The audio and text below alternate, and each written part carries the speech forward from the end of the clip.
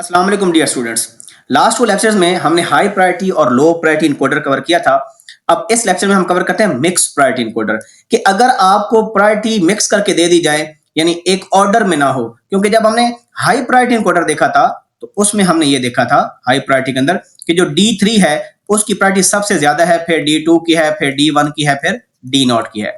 और जो low priority encoder हमने देखा था उसमें हमने देखा था कि D0 की प्रायोरिटी सबसे ज्यादा है, फिर D1 की है, फिर D2 की है, फिर D3 की है।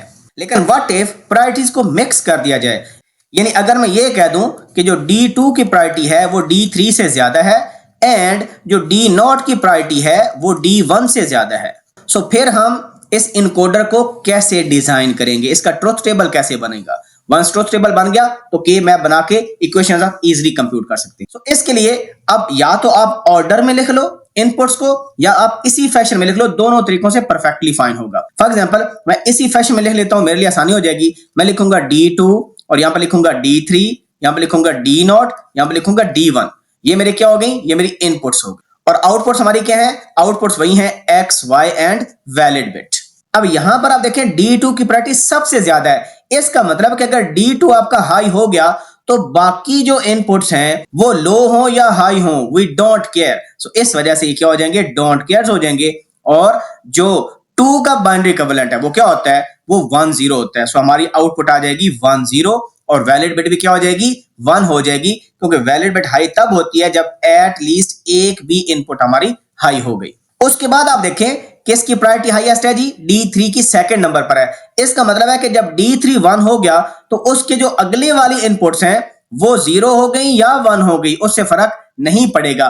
फर्क कहां पर पड़ेगा कि D2 आपकी लाजमी 0 होनी चाहिए, बिकॉज D2 की प्रायोरिटी D3 से ज्यादा है। तो अगर D2 0 हुआ और फिर D3 1 हुआ, इसका मतलब है कि D0 D1 जो मर्जी हो जाए फर्क नहीं पड़ता। तो इस केस में जो हमारे पास 3 का बाइनरी इक्विवेलेंट है वो अपीयर हो जाएगा आउटपुट में और वैलिड बिट भी हाई हो जाएगी। उसके बाद देखें D0। सो D0 के लिए अगर D0 1 हो जाता है तो पिछली जो जिनकी प्रायोरिटी ज्यादा है उनका 0 होना जरूरी है। सो डोंट केयर क्या हो जाएगा, D1। सो D0 के जो इक्विवेलेंट है वो 0 0 होता है, वो अपीयर हो जाएगा और वैलिड बिट हमारी हाई हो जाएगी। सिमिलरली एंड पर D1 आता है, जब D1 आपका हाई होगा तो पिछले सारे 0 होने जरूरी हैं क्योंकि उनकी प्रायोरिटी ज्यादा थी। सो जो 1 का बाइनरी इक्विवेलेंट है 0 1 वो यहां पर अपीयर हो जाएगा, वैलिड बिट आपकी 1 हो जाएगी। अब लास्ट केस क्या है कि जब सारी इनपुट हमारे पास 0 है तो आउटपुट क्या होती है, डोंट केयर होती है और वैलिड बिट क्या हो जाती है, 0 हो जाती है। अब आपने x और y का के मैप बना के सिंप्लीफाइड एक्सप्रेशन लिख लेनी है, जिस तरह के मैंने पिछले 2 लेक्चर्स में कवर किए हैं। ये तो एक तरीका हो गया अगर आप टेबल ऐसे बनाते हैं। आप टेबल वैसे भी बना सकते हैं जिस तरह मैंने पिछले 2 लेक्चर बनाया था। यहां पर हमारे पास D0 था, फिर D1 है, फिर D2 D3, इस तरह भी आप ट्रुथ टेबल बना सकते हैं। अब मैं आपको वैसे करके दिखा देता हूं। तो देखें हमारे पास इनपुट है तो हम पे लिखेंगे D0, फिर लिखेंगे D1, फिर D2, फिर D3 और आउटपुट हमारे पास X, Y और वैलिड बिट है। सो अब देखें, अब पहले हमारे पास D0 है। जब D0 हमारे पास 1 हो गया, क्योंकि D0 की प्रायोरिटी अगर आप देखें तो किससे कम है, D3 से कम है और D2 से कम है। इसका मतलब है D3 और D2 का 0 होना जरूरी है। सो इसको हम कर देंगे 0 0, क्योंकि D1 से ज्यादा प्रायोरिटी D0 की है। सो वी डोंट केयर कि D1 आपका 1 है या 0 है। सो इस केस में हमारे पास जो आउटपुट में रिजल्ट आएगा वो किसका आएगा, D0 का, यानी D0 क्या है, 0 है। सो 0 0 आउटपुट में आ जाएगा। इसी तरह जब D1 हमारा हाई होगा, जब D1 हाई होगा तो देखें उसकी प्रायोरिटी है ही सबसे कम। सो इसका मतलब है बाकी सब की वैल्यू 0 होना मस्ट है। सो D1 का बाइनरी इक्विवेलेंट आपका अपीयर हो जाएगा और आउटपुट भी हमारी वैलिड की 1 हो जाएगी। उसके बाद देखें D2।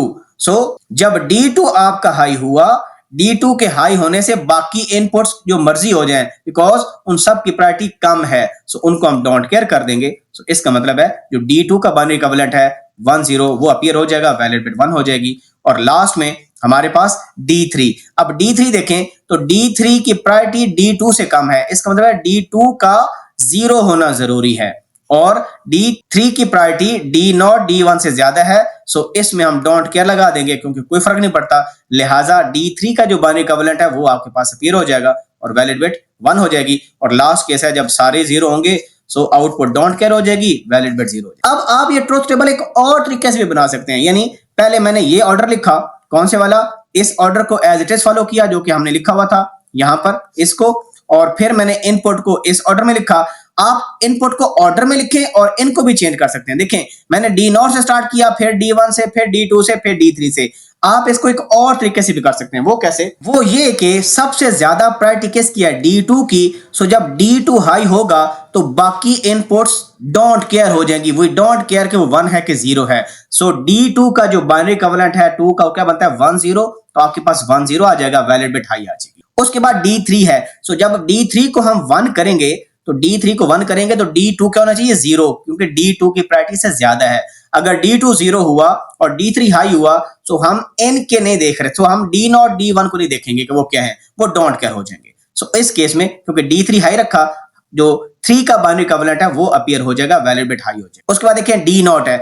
जब D0 आपका 1 हुआ, सो D0 से हाई प्रायोरिटी किसकी थी? इन दोनों की। इन दोनों का 0 होना जरूरी है। सो इनका 0 होना जरूरी है, लेकिन D1 की जो मर्जी वैल्यू हो जाएगी, फर्क नहीं पड़ेगा, क्योंकि D0 की प्रायोरिटी उससे ज्यादा है, उसको हम डोंट केयर कर देंगे। तो D0 का जो बाइनरी इक्विवेलेंट है वो 0 0 बनता है, वो यहां पर आ जाएगा, वैलिड बिट हाई हो जाएगी। और लास्ट में हमारे पास D1 है। जब D1 हाई होगा, क्योंकि इसकी प्रायोरिटी सबसे कम है, सो इस वजह से बाकी सबका 0 होना जरूरी है। तो 1 का बाइनरी इक्विवेलेंट 0 1 बनता है, वो अपीयर हो जाएगा और वैलिड बिट हाई हो जाएगी। और लास्ट केस है सारे 0, तो इस केस में आउटपुट डोंट केयर और वैलिड बिट आपकी 0 हो जाएगी। सो जिस मर्जी तरीके से आप कर लें, आपके पास के मैप सेम बनेगा, फाइनल एक्सप्रेशन सेम आएगी, सर्किट डायग्राम सेम बनेगी। सो मैंने मल्टीपल वे से आपको बता दिया मिक्स प्रायोरिटी इनकोडर को कैसे करते हैं। फिर भी कोई क्वेश्चन हो please ask in the comment section. See you in the next video. अपना ख्याल रखें। अल्लाह हाफिज़।